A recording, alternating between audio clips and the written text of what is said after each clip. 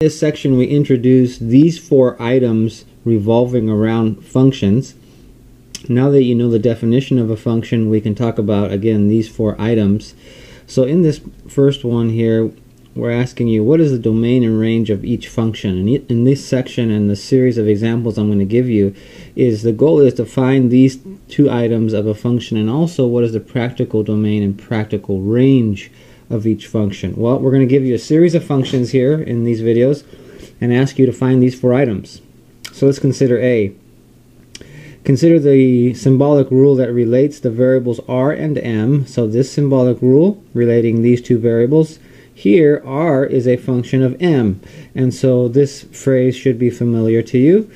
R being the output variable here is a function of m, the input variable, and I guess I should solidify that this equation does represent a function because each input value here for m will produce one and only one, or is assigned to one and only r value. I guess I can prove it to you here. Let's say I take an input value of 2. 2 times negative 2 is negative 4. Add that to 15. That gives me 11. So the input value of 2 is assigned to 11. And so it's not like I'll come back later and input 2 again and then come up with something other than 11. The input value of 2 is assigned one and only one output, and it's 11.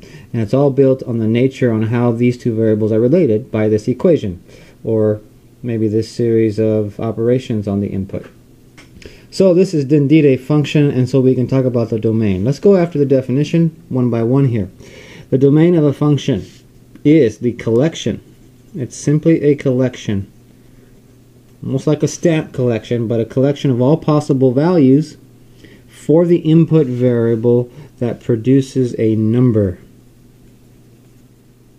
Produces a number for the output variable. So the domain here disregards the context of any real-life solution if there is one. Here, this is no real-life solution. It's just an equation all by itself. We'll get to that in a minute, that idea. But so here's the question. What input values here can I replace for m that will produce a number for the output? And so you should do this systematically. Start with 0. If I plug in 0, will that give me a number for r? Yeah, it'll give me 15. And then go to positive numbers and large positive numbers. If I plug in 1,000, will that give me a number for r? Yes. It'd be that calculation added 15. If I plug in a positive 1,000,000, a trillion, will that give me an r value or a number for r? And the answer is yes. What about negative numbers? If I plug in negative 10, will that give me an r value? Yeah, it'll give me an r value. It'd probably be positive.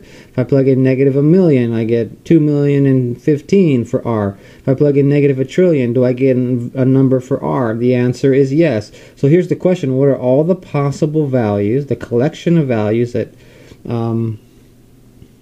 for the input variable that makes this a number? And so we're going to write that like this. So the domain here is, hopefully you're thinking any number or all numbers. So